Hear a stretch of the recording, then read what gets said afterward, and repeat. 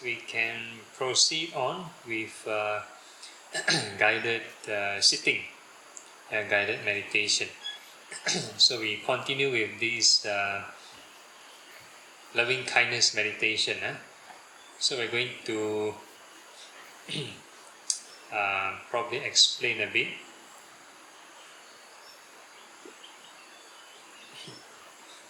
Okay. So like mentioned yesterday, this loving kindness have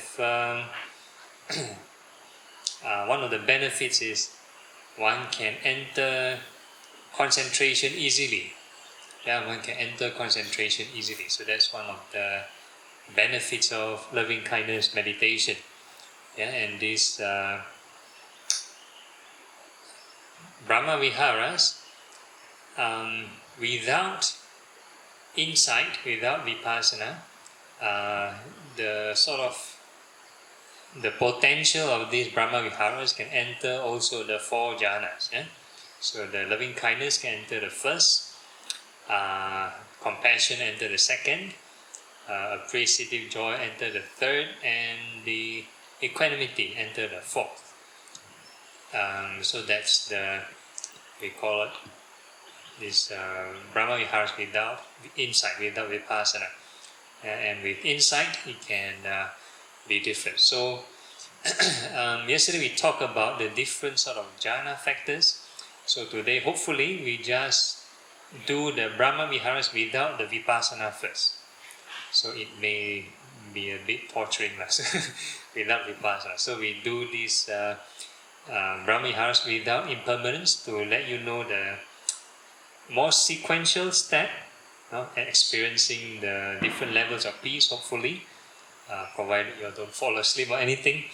Okay, so we are going to find a comfortable sitting position. Make sure you're comfortable, back upright, rest of the body relaxed. Get whatever cushion you need. Okay. Okay, so the first thing we have to base on this mindfulness of the body, the foundation. So we always use the 4 elements as the evidence. Okay.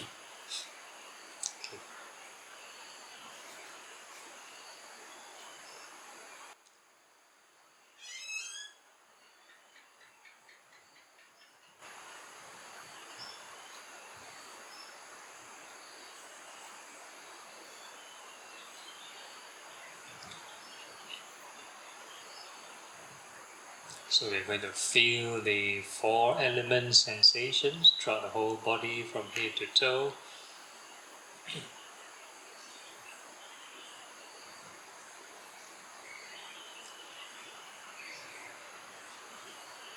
So whatever sensation appears, that is your real-time evidence, your personal evidence. Without this evidence, everything else is just conceptualized, concept and theory. So you want evidence. So always observe whatever sensation appears, that is your own something real, and then you wish it well and happy.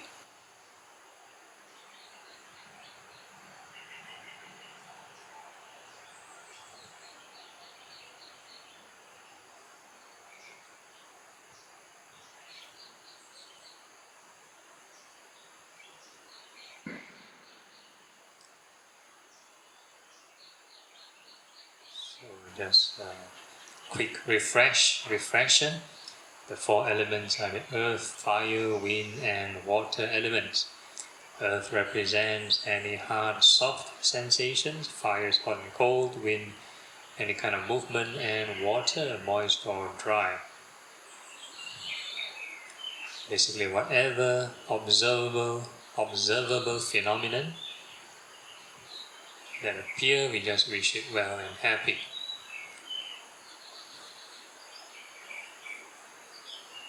So no need to struggle, no fighting, no clinging. So try to hit the middle path. The more you wish, then we avoid these both extremes.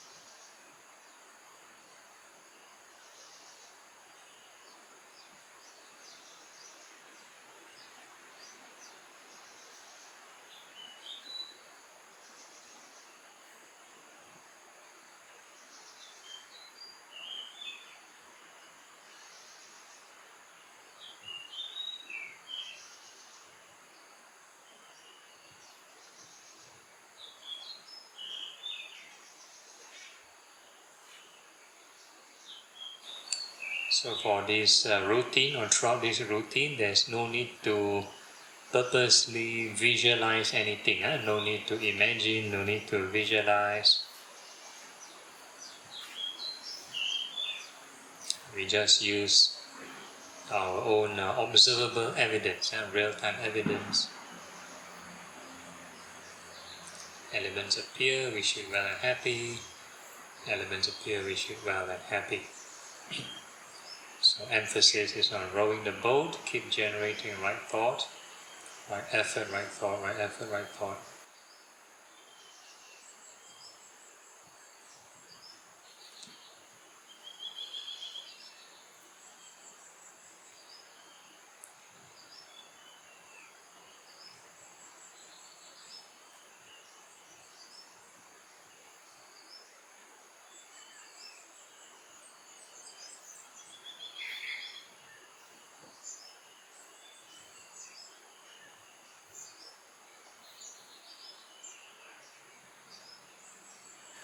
And once you're mindful of the body, you get to be mindful of the feelings also. Any unpleasant, pleasant feeling, also just wish it well and happy. Do not react to them. We call this following the middle path. And if we do that, we get to be mindful of the mind, states of mind. Is the mind getting calmer or more agitated?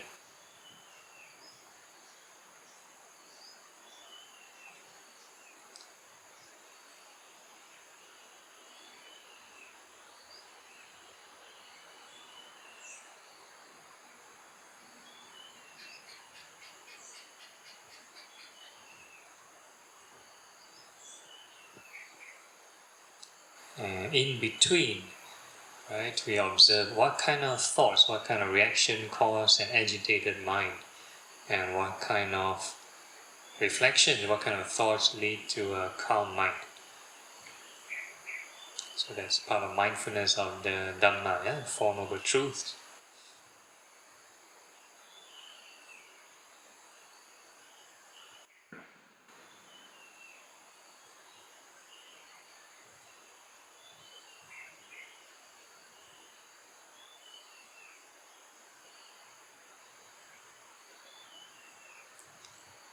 But the basis and foundation is still keep on wishing all these elements well and happy.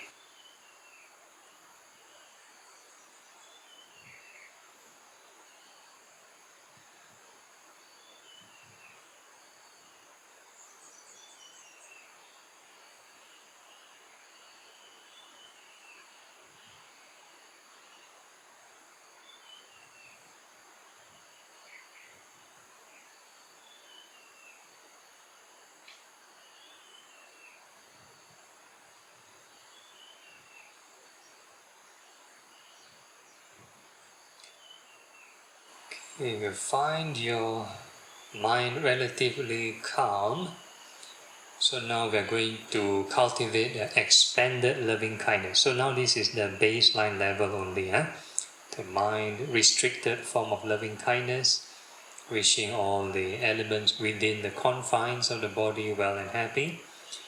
So now the area of attention is not within the confines of the body.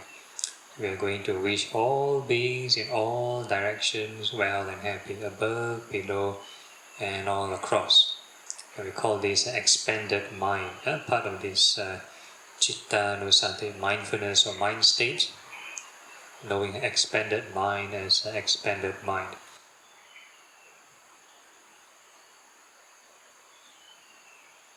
So there's no need to push the mind. We let it extend naturally by itself, but keep it wide open, relaxed, wide open.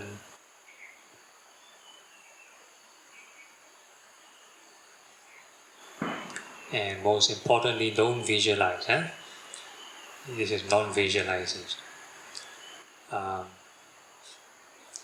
So we use the non-discriminative method again. So all beings are made of these four elements, these five aggregates. So whatever sensation appear in whatever area, inside the body, outside the body, near or far, then we wish all beings well and happy. So the whole idea is do not purposely direct the attention to one area. It can appear anywhere naturally. So the whole idea is as long as you detect something, then you wish it well and happy. Or rather, you change the phrasing, wish all beings well and happy. New sensation arise, may all beings be well and happy. New sensation arise, may all beings be well and happy.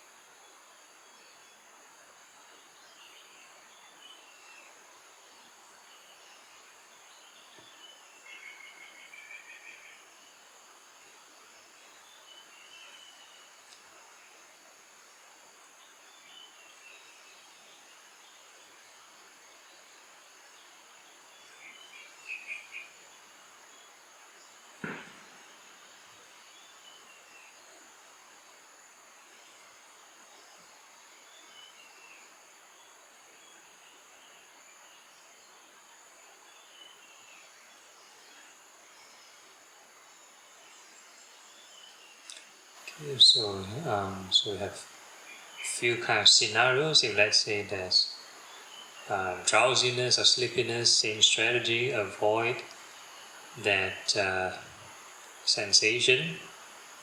You just observe the four elements. Any sensation, any elemental sensation appear, and we wish all beings well and happy.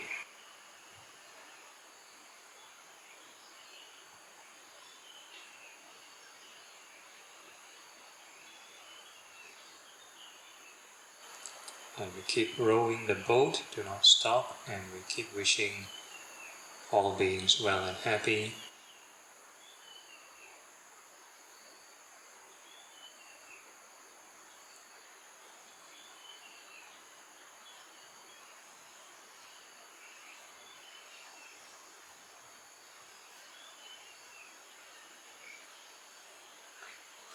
So for those who cannot feel this emotion, or wishing all beings well and happy, then you can use alternative. You think of triple gems, Buddha Dhamma Sangha, and you wish all beings be blessed by the triple gem. All beings, may they receive the blessings of the triple gem.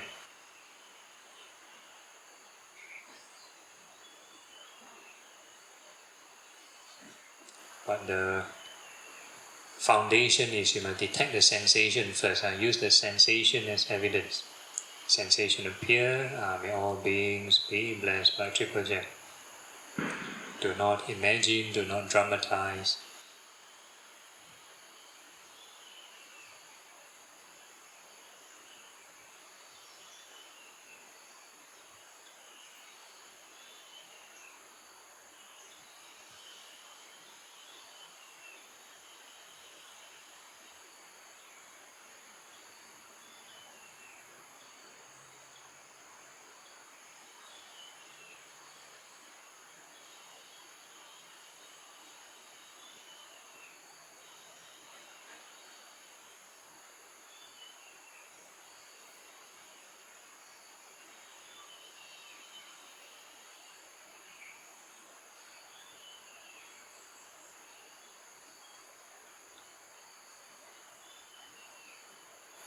If you, let's say, experience increment of this joy and happiness or peace compared to the restricted kind of loving kindness, and that will indicate the first level of concentration. And regardless of what you experience, keep on wishing all beings well and happy, or all beings blessed by triple gem. So take note of two things. First is your four elements evidence, observable sensation, no imagination. So that must be the foundation. Secondly is the label, intentional labeling with that observation.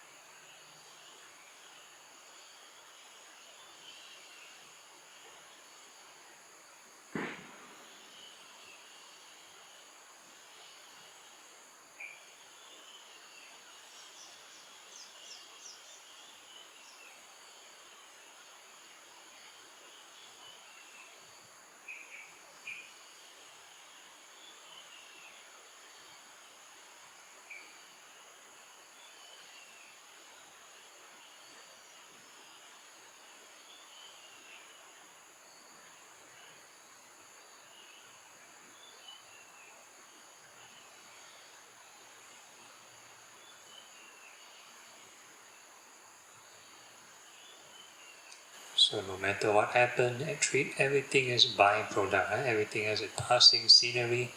Emphasis is on rowing the boat. Wish all beings well and happy. Or may all beings be blessed by triple gems.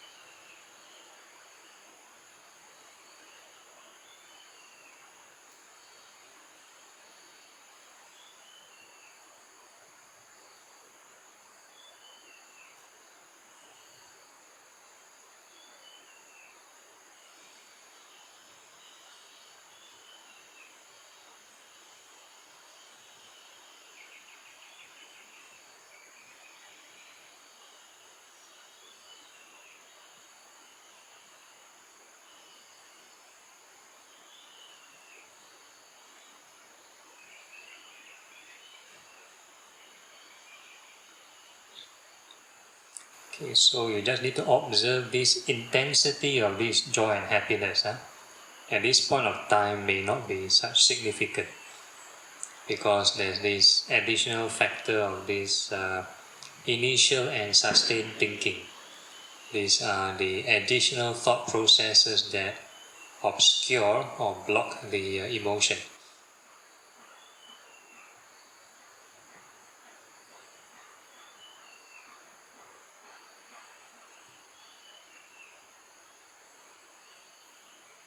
Okay, then we switch to the second sublime state called this compassion. So for compassion, we wish all beings may they be free from suffering. And the same thing, we use the non-discriminative method. All beings, regardless of their situation, rich or poor, healthy or sick, as long as they cling to the five aggregates, they will suffer. So when we detect any sensation, we wish all beings free from suffering. So no imagination, just use sensation, four elements as foundation, as basis.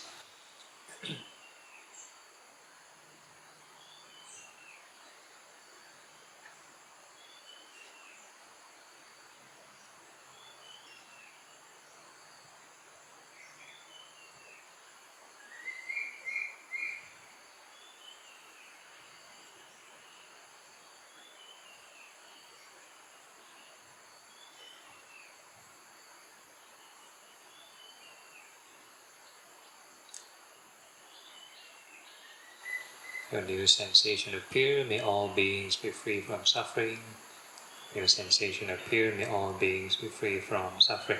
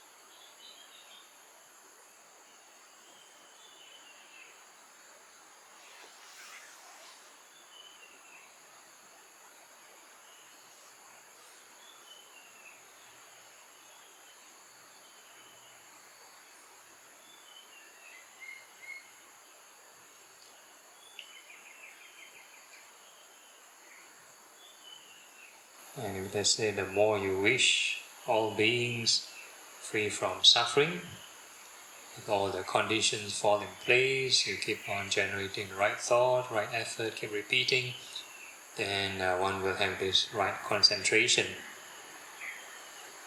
So the compassion will lead to this second level of concentration, and it is also this joy and happiness.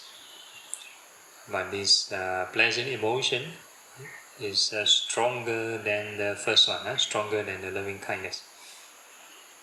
Or joy and happiness is more distinct than the loving kindness. Because in the second jhana factors, there's no more initial and sustained thinking, background cluttering thought process.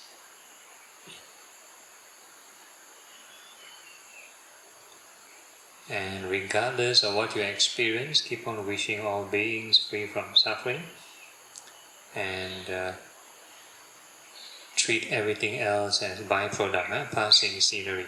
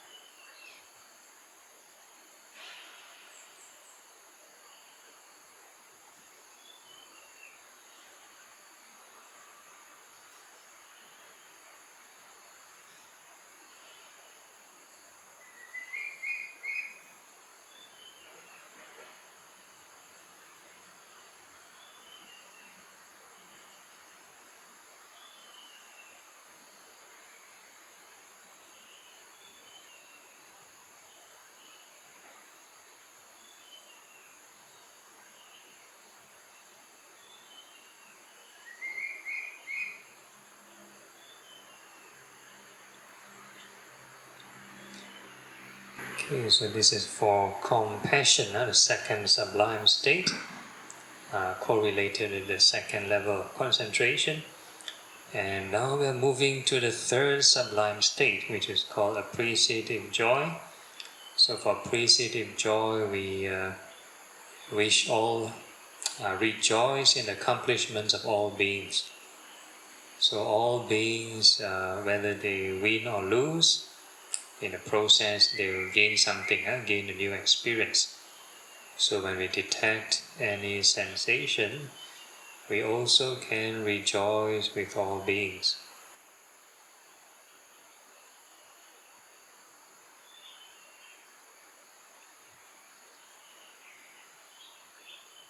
So we use the non-discriminative approach. We don't just support one team and then jeer or boo the other team, right? You're the non-discriminative kind of appreciative joy. Then we use the four elements. Any sensation appear, rejoice with all beings. Any sensation appear, rejoice with all beings.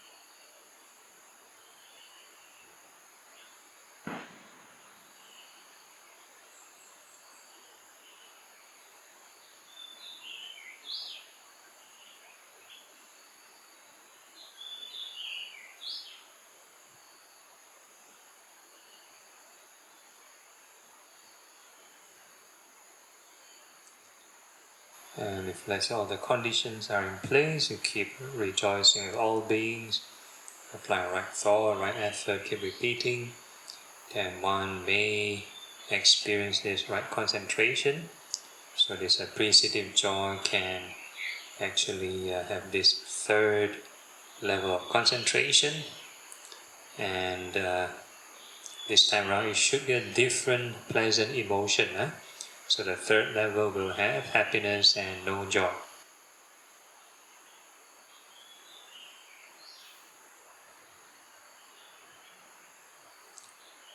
So whatever thing you experience, everything is just byproduct. And emphasize on rowing the boat, keep on rejoicing with all beings.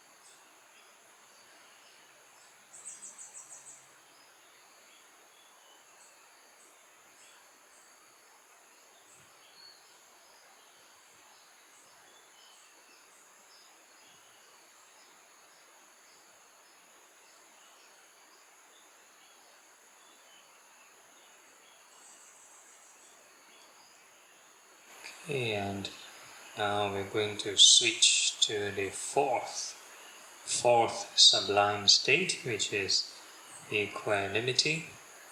So for equanimity, we use the reflection of karma. So all beings, we reap what we sow. We are the owners of our actions, heir to our actions. So for this routine, no need to guess or speculate or imagine what we've done in the past. We just use the non-discriminative method, here and now evidence. Any sensation appear, if it's pleasant, then that's due to good karmas ripening. If it's an unpleasant sensation ripening, that's due to bad karmas ripening. And if a neutral sensation appear, then that's due to neutral karmas ripening. So in short, every sensation is conditioned by karma.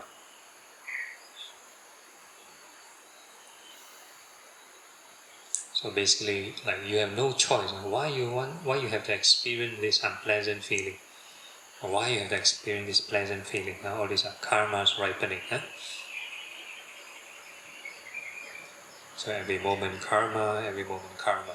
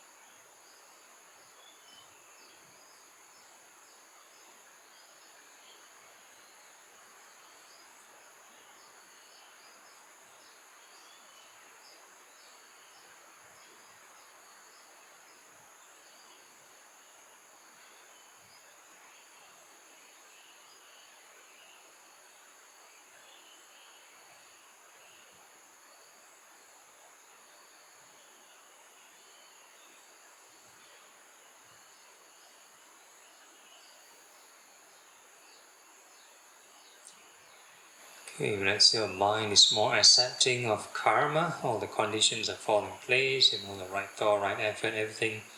Then the right concentration associated with equanimity will be the fourth level of concentration, which has this emotion of equanimity. So this time there's no more joy, no more happiness. It's a neutral and kind of refreshing kind of experience, or neutral and alert kind of sensation.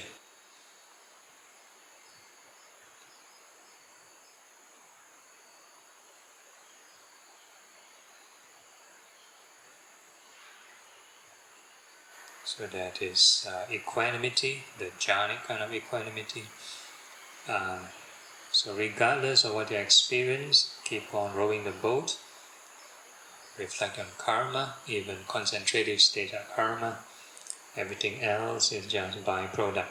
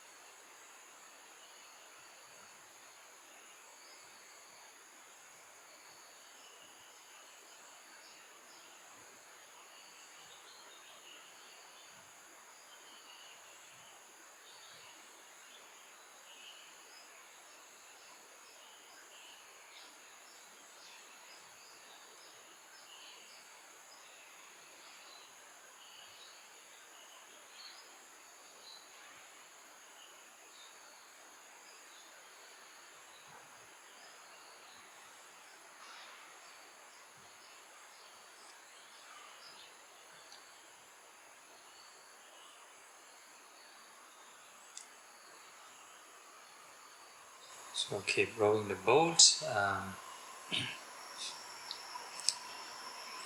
even though it might seem to be a peaceful or pleasant kind of experience.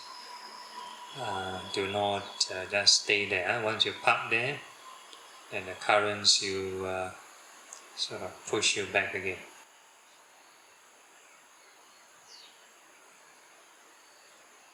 So every moment keep rowing the boat, karma, row the boat, karma.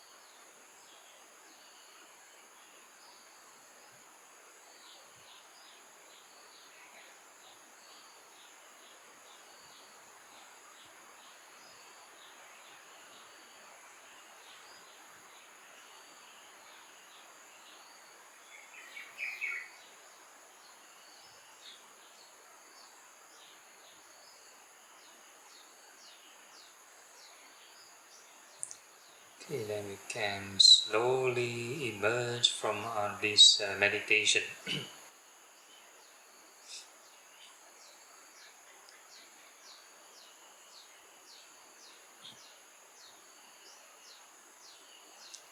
can gently open your eyes, but also continue to be mindful of these sublime states, sublime thoughts.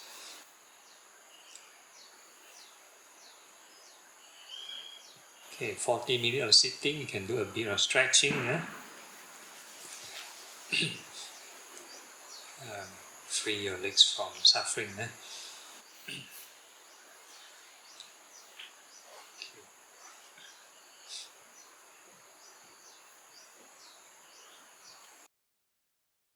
Okay, so we're talking about the 7 factors of awakening. So the sequence, first factor is mindfulness. Yeah, you need to be mindful. Yeah, so be mindful of your loving kindness, mindful of breathing, mindful of whatever. And second, investigation of the Dhamma. That means we reflect on impermanence. Reflect on impermanence. So that's the second factor. And the third one, investigate means you observe. That means you need to observe the phenomena and reflect on impermanence. So like in our case, we are using the four elements as the evidence. So that is, you're investigating on this. And the third factor is effort or energy, virya. So you need to have apply consistent effort. It is not just think one time, okay, this is impermanent, then stop, then start to daydream again. So it doesn't work. So you need to have consistent effort, keep applying, repeating, impermanent, impermanent, impermanent, impermanent. So this one is effort. So once you have these three in place, it will it will trigger the fourth one. So the fourth one is called piti, which is joy. Or some call it Dhamma joy. So Dhamma joy will arise just out of investigation of impermanence, and this will trigger if there is detachment. You think of impermanence, then suddenly this joy appear. It's not like you fake out the joy come up. It's natural occurrence. I give an example. It's just like ancient cavemen when they want to start a fire, and they take two sticks and they rub and rub and rub. So they keep rubbing until there's smoke and fire come out. So this smoke and fire is like this joy appear. So that's more like the result, the byproduct. So the initial cause is the rubbing. So the rubbing is your mindfulness, investigation and effort. So you need to keep on rubbing. So a lot of times people have a bit of spark, a bit of flame, then they stop rubbing. Then everything will be gone. It's like you all do barbecue before? You have a bit of flame, you continue fanning, right? You have to maintain the flame, continue fanning, keep on feeding the fuel, feed the charcoal or put the wood.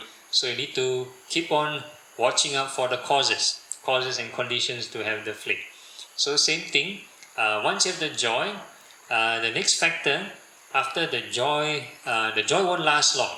The joy will after a while subside, and it will result in this thing called tranquility. So you get like a peaceful or calm down kind of state of mind called tranquility. And if you continue to be mindful, you keep on feeding the fire, then you have this thing called samadhi. So this is the third kind of samadhi, the samadhi of wisdom. So not relating to jhana. So for jhana, you need to enter the concentration first to experience the joy. Whereas this vipassana kind of samadhi is different. You experience the joy first before experience samadhi. So you need to have detachment, joy, and you have this samadhi. So it's a different state of mind. You get a stronger sense of calmness and stability.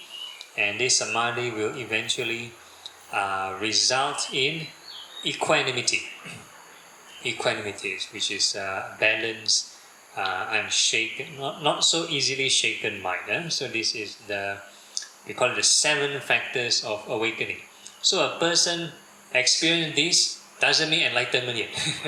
Not yet enlightenment. You need to keep on practicing this. This is actually the process against the stream. It's a symptom to show that you have made progress going against the current. That's the idea. Because all the while we move, if no effect, no joy, no nothing, no peace, that means we're still going with the direction of the current, of this stream of desire. That means there's no progress. So when we have experienced these symptoms, it shows that there's some progress. That means we are at least moving somewhere, moving against the stream. So that's just the symptoms only. But have we reached the end product, the end goal, the source of the stream? Not yet. So we need to carry on. This is just an indicator that you are on the right track. But once you start to relax only, let the mind autopilot, or let the mind right? Or you just cling on to any nice states, then gone case. Then the current will sweep you back again. So all these factors will be gone. Then you need to restart again. So you think of impermanence and not have all these things again. So basically, you can call this like a roller coaster ride, up and down, or tug of war. Tug of war. Every time you think of impermanence, it's like the Buddha side pulling the rope. Every time you have greed or hatred, it's like the Mara side pulling the rope. So that's the idea.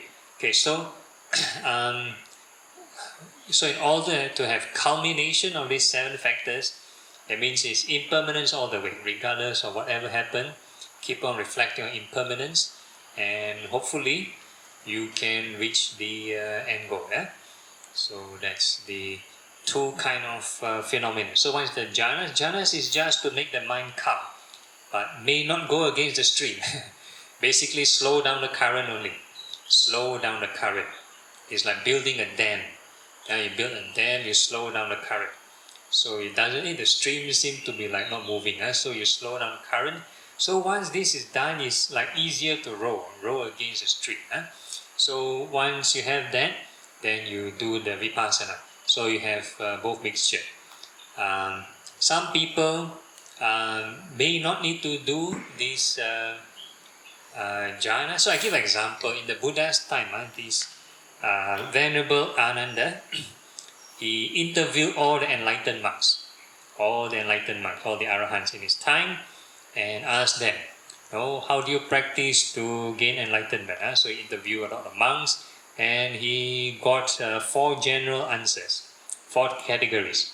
So the first group of monks, they do this samatha first, calming down the mind, followed by vipassana, then they reach enlightenment.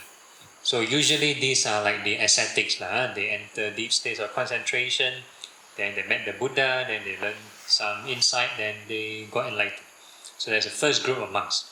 So second group of monks is the other way around. They do vipassana first. They do vipassana all the way, then they enter samadhi, then they reach enlightenment.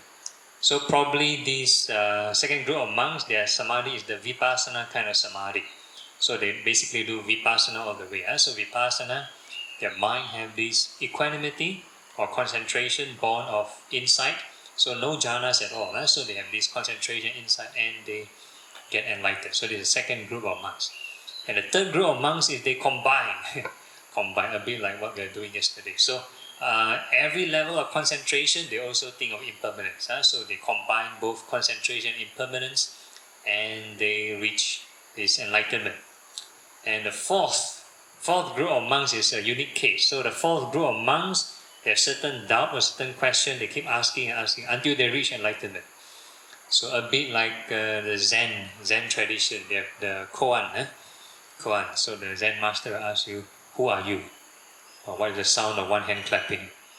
What is the color of Saturday? Something that you have no answer, something to stun your mind. They keep asking and asking. So when you stun your mind, you're actually cutting off perception, cutting off this clinging and greed. So the mind is blank that time. They keep asking, they make the mind blank. They keep asking, make the mind blank. Then that's for the Zen. So I think we may have done it a bit yesterday when we asked the questions: are the hairs truly self? Is the hairs you? Are the nails you? A bit like that. So this is the questioning part until they reach enlightenment. So this is the 4 strategies, 4 kind of strategies. So basically there's no right or wrong path first. Depends on condition, depends on your situation. You want to do whatever practice or whatever field you're lacking, you want to do something to improve that aspect, then you take that path. So that is up to individual to practice. Okay, so now it's 9:50. Do you have any questions? Any issues? Any problem? Yeah.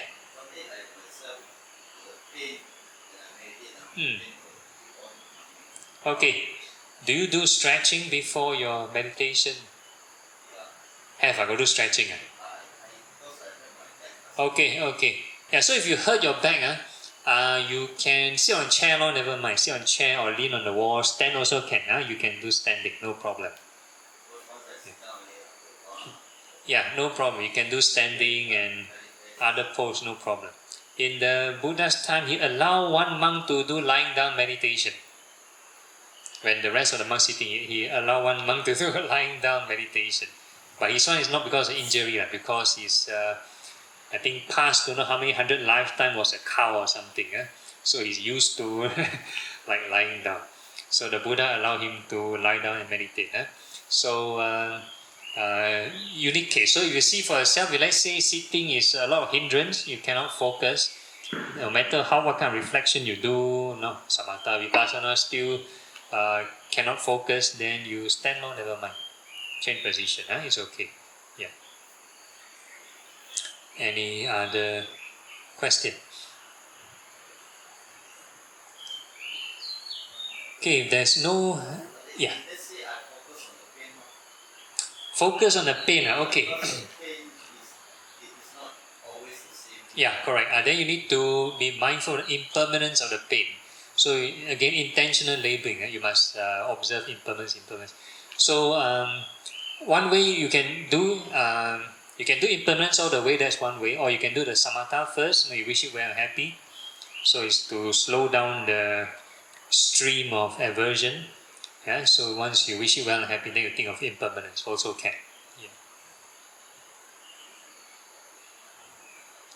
Okay, anyone else?